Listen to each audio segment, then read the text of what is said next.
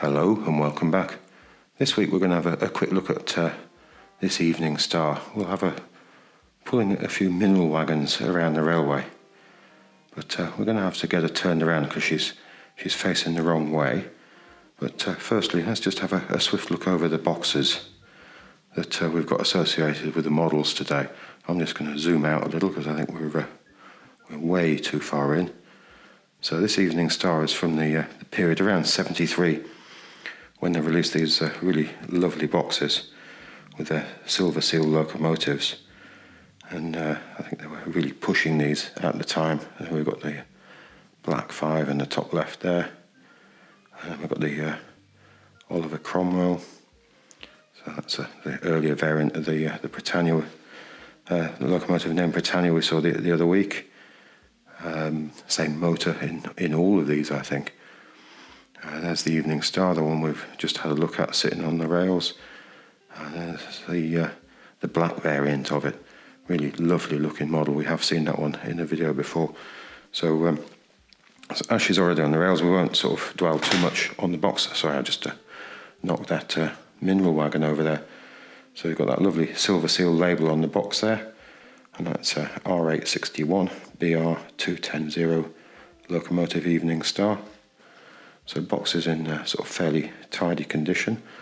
And let's have a look at that number there. I'm not sure what that one relates to. Now we've got the sticker on the other end of the box. Have a quick look inside. It is just the white polystyrene. No instructions, sadly, with this box, with this model, sorry. So it's just the white polystyrene. I think there's part of the insert, there must have been something that sat in here to hold the locomotive more secure. And there's one sort of little label with it, which was attached to the locomotive at some stage. I think if you look at that, it's just lying in the box. So it must have been at a previous price, perhaps. And that's just a bit of silica gel there. So we'll pop that back on. As I say, I think these are really a stunning set of boxes. Because the Evening Star first came along in 71 in a slightly different box. I think we saw that in an earlier video. And I got this handful of mineral wagons in some of them in slightly different liveries. So there's an NCB one. This is the only one that doesn't have its box. So I think these all came along from the mid 70s. Early 70s through to the mid-late 70s, or perhaps into the 80s. I think maybe this one made it through into the 80s. So let's have a quick glance at this one in a Trying Hornby box, the Corey. So this is R22.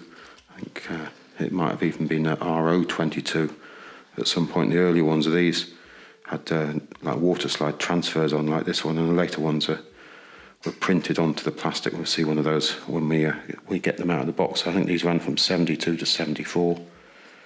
I think the NCB, this was R102. I think these were between 73 and 78. And then what else have we got? We've got ones which I haven't got out of the boxes yet. So what have we got here? So RO93, so this one was, I'm just glancing over at my list, between 75 79. So I think that covers all of the ones that we've got, so they'll be far more interesting once I get them on the railway, I think. But a really lovely group of boxes. So there's another one of those early Corey ones with a price ticket just written on there. What's the one more with the price tag on? Actually, there's a couple with price tags on them. And that one's sort of worn away with age. You can just almost see the printing of a store name there, but not quite. And then let's just move those ones there. And there we've got a store name. I'll put that one down. I can't hold that one still. So there we go. What's that? I can't read that. Nods for Rods Limited. Douglas. So is that Isle of Man? Is Douglas in the Isle of Man? It is, isn't it? I think. So That's taken a bit of a squash, that box, hasn't it? So I say, sort of a little bit of a variation in ages there. So I've got the 73 catalogue here. Let's just have a quick glance at the cover. We're not going to go right through it. So another terrific picture. And there is those silver seal models there. So it's telling us all about how wonderful they are. And other items that they've got in the range. So we've got, following the great success achieved by the Evening Star locomotive with its Ringfield motor, this year sees the extended use of this almost magical high-power, low-current consumption motor to 4 locomotives. So they really are pushing it, aren't they? So it was a lovely motor. Sorry, not was, is a lovely motor. So we've got the Oliver Cromwell there. It's R.552. We've got the Black 5, R.859. We had that on the railway earlier with a slightly fictitious variation, in red or crimson. That's a quite pretty model. And there's the Evening Star we just saw there, R.861. And there's the black variant of it there. The colours are filled in quite a lot in this catalogue. They're quite difficult to see. That R550. So I think I'm going to get this lot on the railway, and then we'll deal with turning the Evening Star around on the turntable. So we just need to switch the power into the siding so I can get that Evening Star onto the turntable. Look at that, smoothly away, up onto the bridge. Very well behaved model, very controllable. And we'll rotate the turntable clockwise. And it is quite a noisy old thing, as I've mentioned before. You've got the motor in that little hut there on the left of the locomotive, and it just bounces the sound down underneath it. It sort of reflects it into the room, so it's quite rattly. But it definitely does the job. It's noisier there when the load's off the motor. And we'll switch that off. And smoothly off the bridge. Lovely pickup on all of those wheels, making it very easy to take on and off there. Crawl through the points.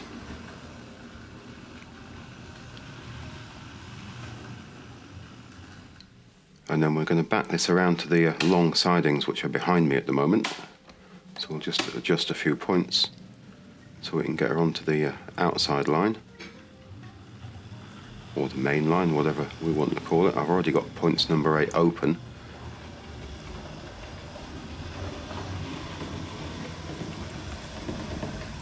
And we'll run backwards under the bridge.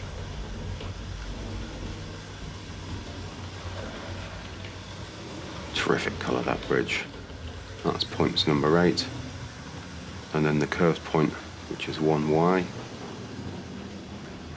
And then we should get a view of these wagons any moment now. We better slow down a little and see if we can have a nice gentle coupling. I think we have those. And we'll just close a few points before we have an accident, change direction. So that's a great long rake of those little mineral wagons. One of them's even got a load in it, look. Glued in by its previous owner. And then we'll move these out through the points back onto that outside line. Just building up a little power now to crawl through the point work. I'm never sure about those curved points. They always seem a bit of a trial, especially with this amount of wheels, sorry.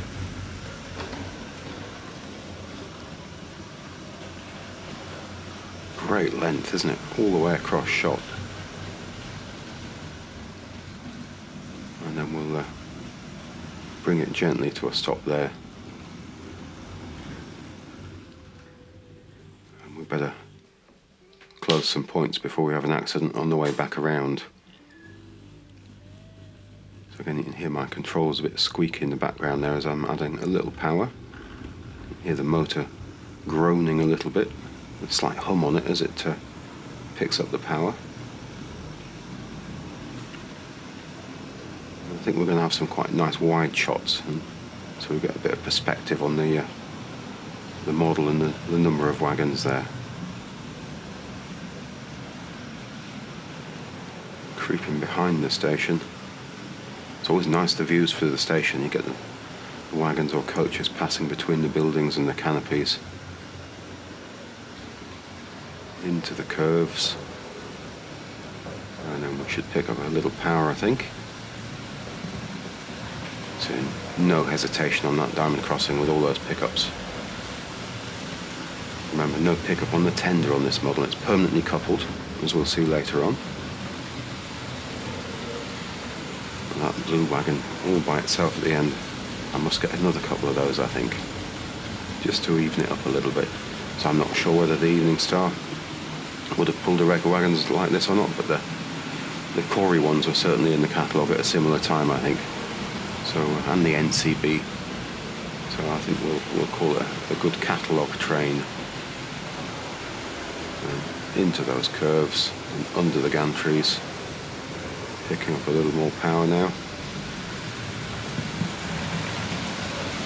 Absolutely effortless.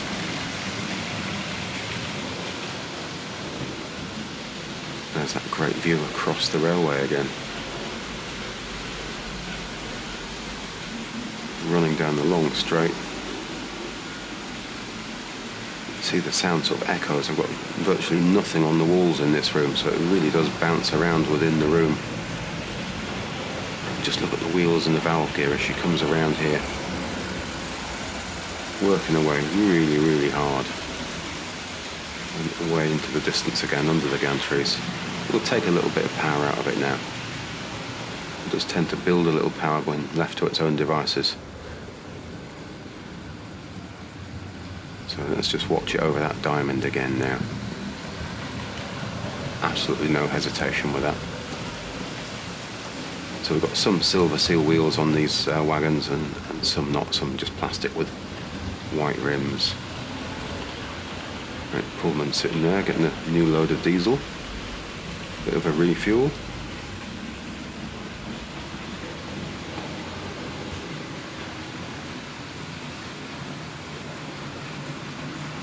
See the change in colour in the light there. We've got artificial light one side of the room, natural light streaming through the window. The camera can't quite decide how to adjust for it.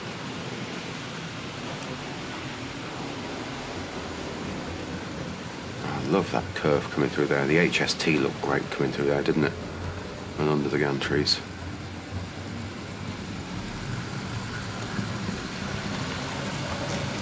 Again, not quite as much clatter as I would have thought coming over that diamond crossing with all of those wheels.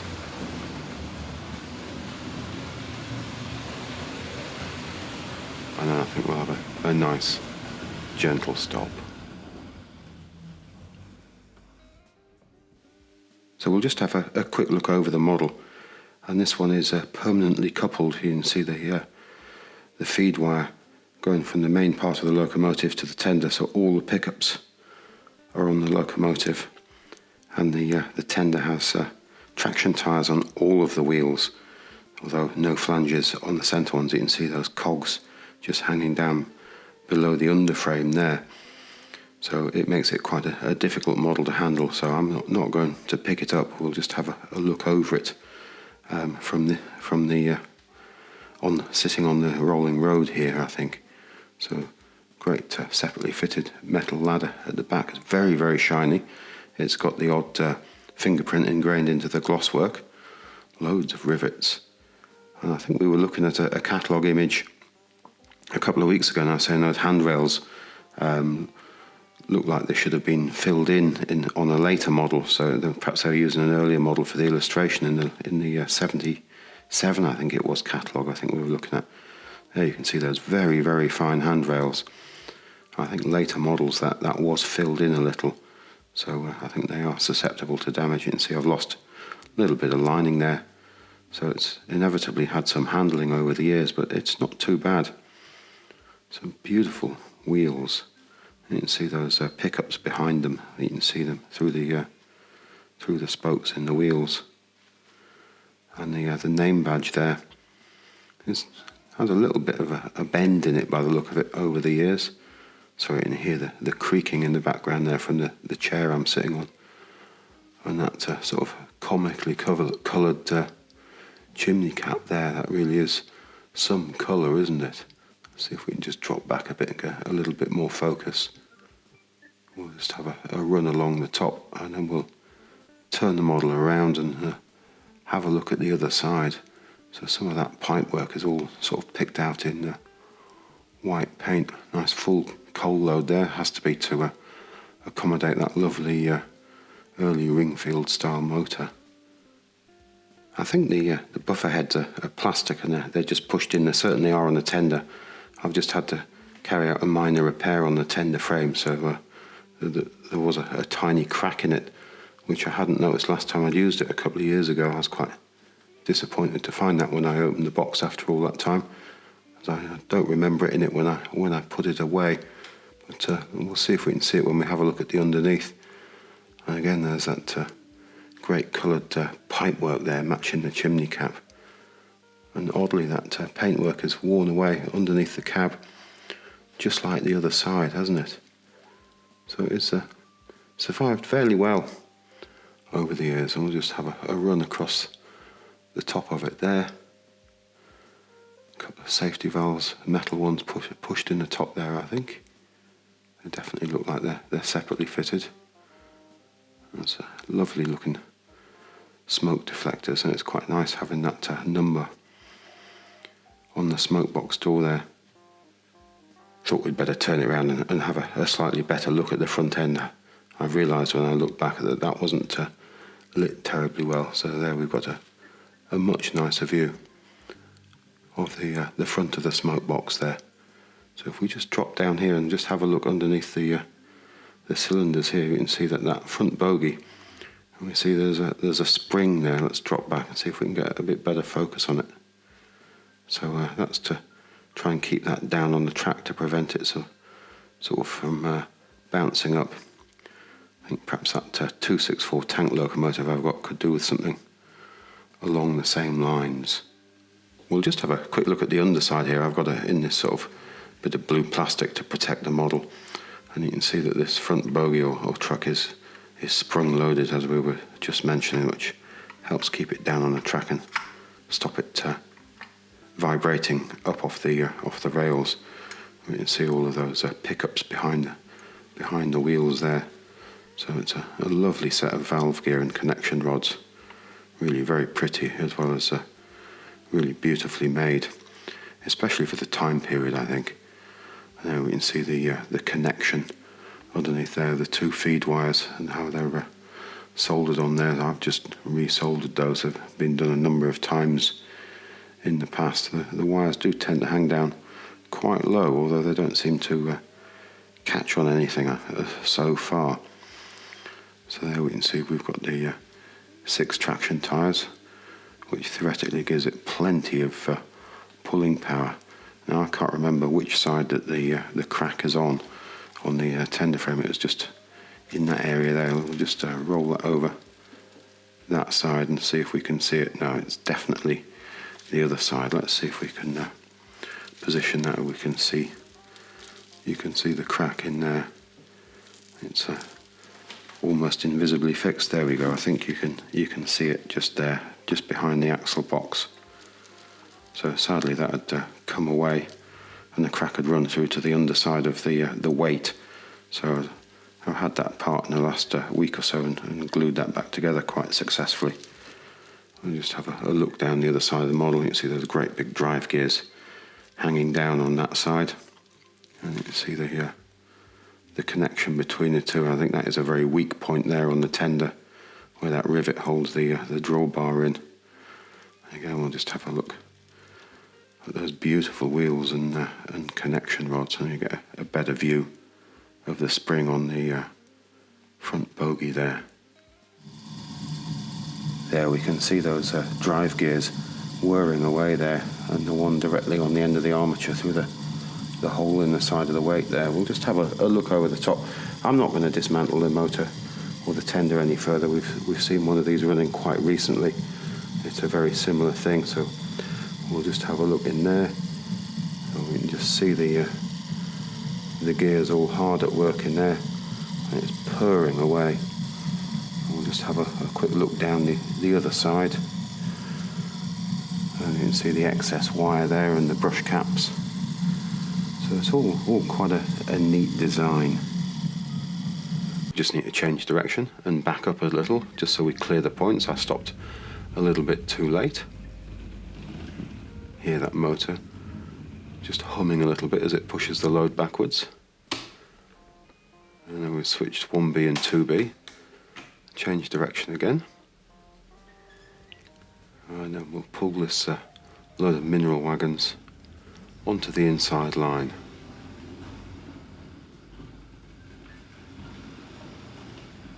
Again, this is a lot of wheels and a lot of point work.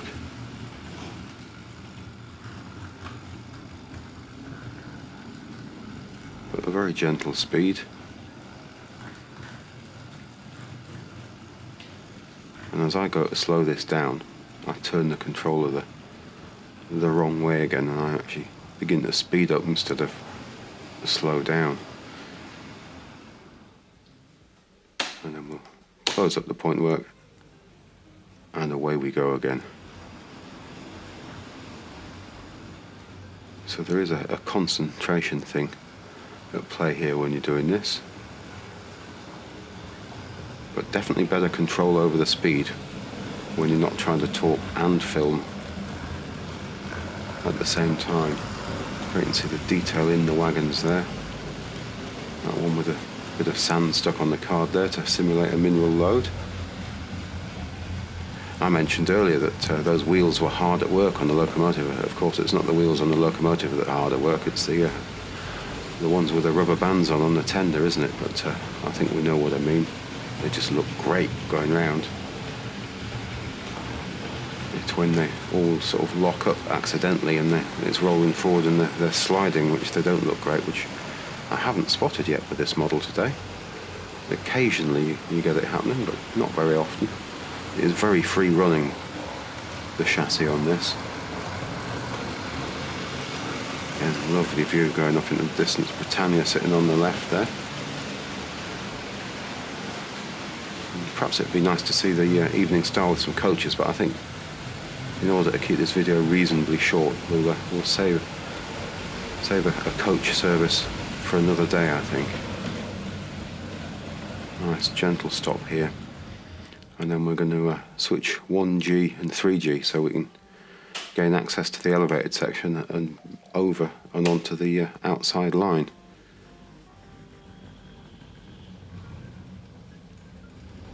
And away she goes again. There's quite a curve in the route coming up here.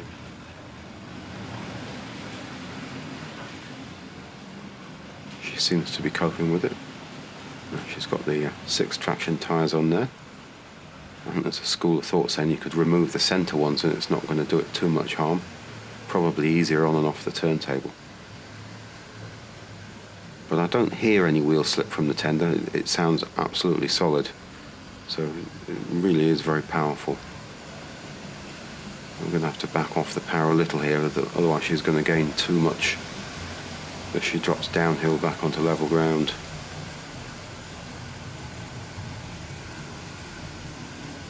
And there she goes. I think that spring on the front bogie is a great idea. It's when you pick up speeds like this coming to the points, that front bogie could really begin to bounce around, apart from my uneven track work.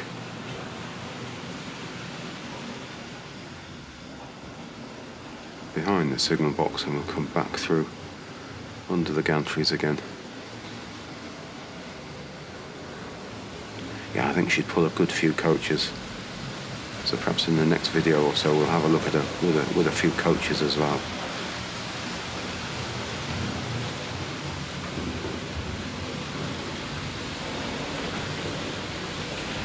And then we'll bring her gently to a stop just around those points again, number 1B. So we'll just have a quick look over the wagons. So I think you pronounce that one Northstand Limited, Fish Docks Grimsby. So it's printed in white onto what looks like a sort of a blue sort of plastic. I don't seem to be able to hold things very still today, probably drinking too much coffee and digging holes at the allotment with getting the potatoes in the ground. So hands seem to be rather shaky. So this one's got the moulded black plastic wheels and axles all together. I think that's got Hornby Railways there. Let's just pop that one down and have a look on the bottom there. Yeah, Hornby Railways, and then made in England. So I thought I had another one of those, but I just seem to have the one boxed one. I think there's one of these in a set. We'll pop that one down. So I think that was 75 to 79. And then we've got the NCB. So this was R102. So the North Stand was R093. Sorry, let's just grab that one back again. So that was R093 or 220, I think, a couple of numbers possibly available for that one. And here's the NCB, and from what I can see, this one was available as R102 between 73 78. So this one has the earlier style silver seal type wheels on it, which are much more substantial than the later sort of mid-70s one. I think this one still has Triang on the bottom of it. Yeah, it definitely has the words Triang there. So again, that's just sort of white printing on the side there. And again, I think it's the same mould on all of these wagons. And then we've got the Bolsova.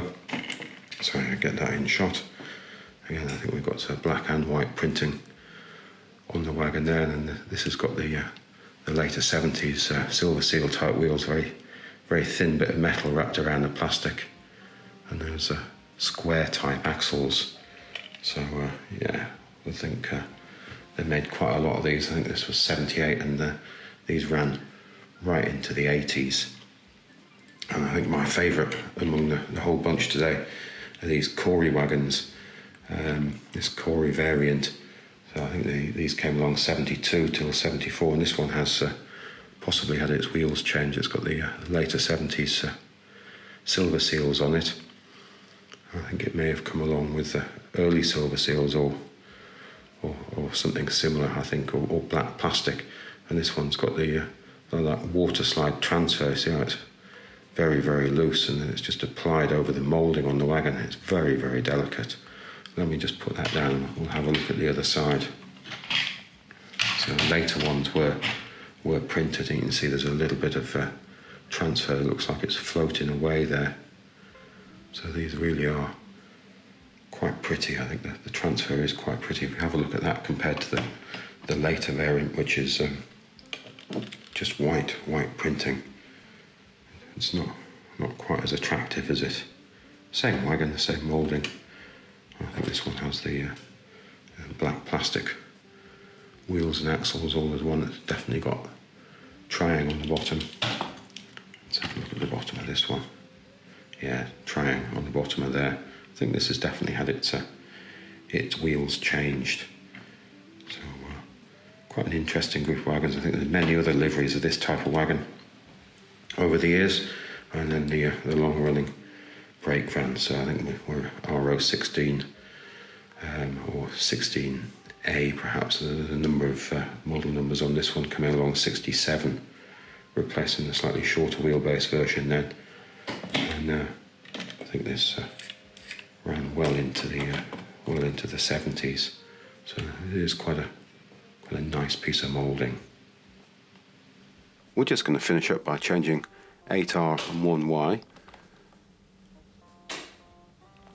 and then swap the direction, and then we'll roll it back to the siding it came from.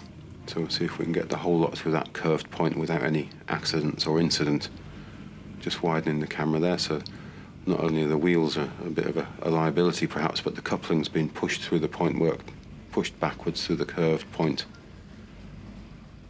So we've got a nice little crawl going on there. These controllers are quite crude. I think I mentioned that in a video or two. You get an unpredictable amount right at the low end. You suddenly get a jolt forwards and more power than you thought, or trying to slow it down, you suddenly end up with quite a lot less than you thought. But we seem to be doing quite well with the curve point.